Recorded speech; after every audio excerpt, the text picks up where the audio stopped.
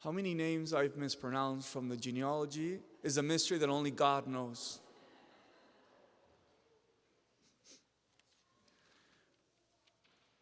Let's look at the first reading. In the first reading, Jacob, in his later years of life, gathers all of his sons, 12 of them, and he announces that one of his sons will have a special place in the history of salvation. The name of that son is Judah. And he uses a mysterious figure to talk about Judah. He calls him a lion, that he will be like a lion's whelp. He crouches like a lion recumbent.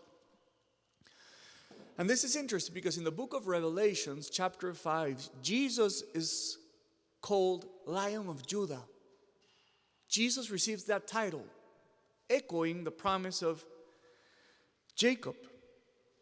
But it's interesting because in the time of Advent, John the Baptist doesn't call Jesus a lion, but he calls him a lamb. So Jesus receives both titles, lion and lamb. But aren't these animals totally dissimilar between the two of them? When we think about a lion, we think about the apex predator, right? The king of the Lion King. But when you think about the lamb, you think about quite the opposite. But the interesting thing is that both are beautiful figures of Jesus. How is the lion the figure of Jesus? Well, in a very simple way. Jesus is victor.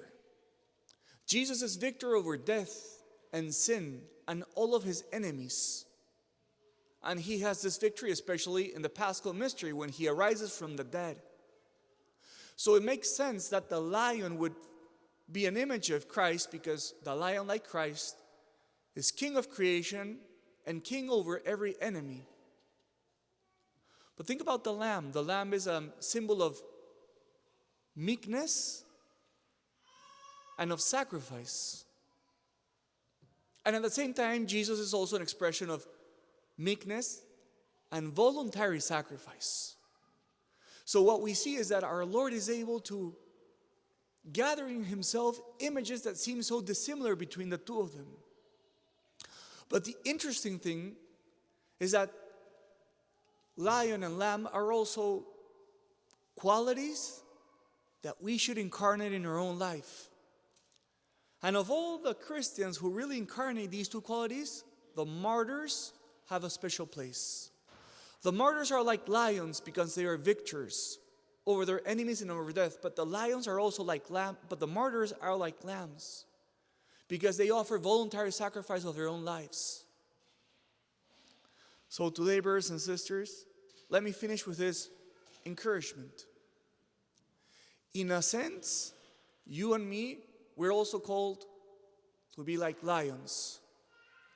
Lions in pursuing victory over the enemies of our soul.